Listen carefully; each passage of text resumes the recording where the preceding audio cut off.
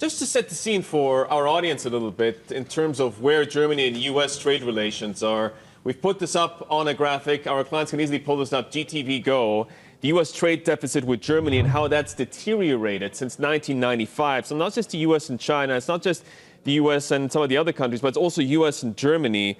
But it really underscores a key point that despite Europe's weight as a united front, it's not sufficient to really push the U.S. in any certain direction, away from what they're seeing as a risk of a trade war. That's true, but that trade account deficit is pervasive. It is the United States which is running trade deficits with a large number of countries, China and Europe. Germany, of course, is the biggest exporter of Europe, so it's no surprise to see that large trade deficit. What is also true is you have a large current account deficit. What all of this is really reflecting is a very low savings rate in the United States. It hit a low of 2.6% in the last quarter of 2017. It's now running just over 3%. So what you're really saying is that the US is overspending.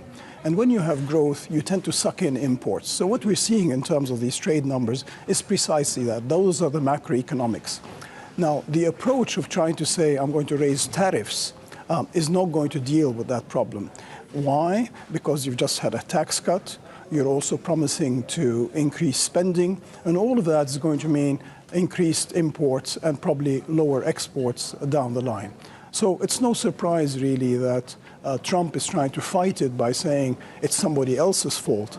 But the real factors driving the U.S. current account trade deficit and current account deficit are internal factors rather than external factors. So U.S. exports were actually part of the upside surprise that we saw in the Q1 GDP figure that came out on Friday.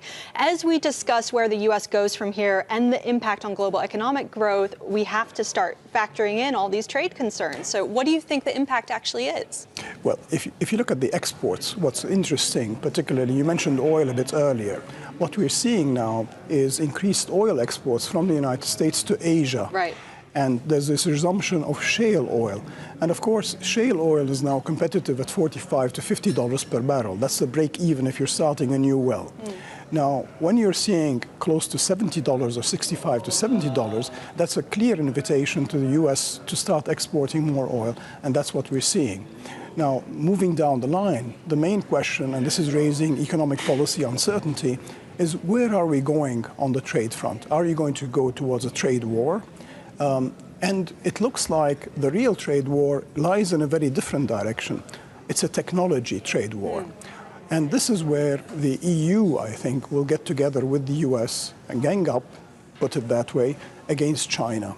What they're trying to prevent is what China has announced, Made in China 2025. So should investors be more concerned about geopolitics in the Middle East and in Asia, or should they be more concerned about what's happening now between the European Union and the United States? If you had to rank them, is perhaps the risk of deteriorating relations between the European Union and the United States not being priced in sufficiently into these markets? I think that's certainly true. I think you've got both factors that investors need to look at. The great geopolitical uncertainty, which is rolling out, that's both in Asia as well as in the Middle East, and that's a deep concern to us, as well as economic policy uncertainty. I would rank geopolitical uncertainty much higher at the moment. Okay, but I feel optimistic this morning, which, as Yusuf knows, is kind of rare for me. On the one hand, we have had this breakthrough. I think we're going to have to convince you otherwise.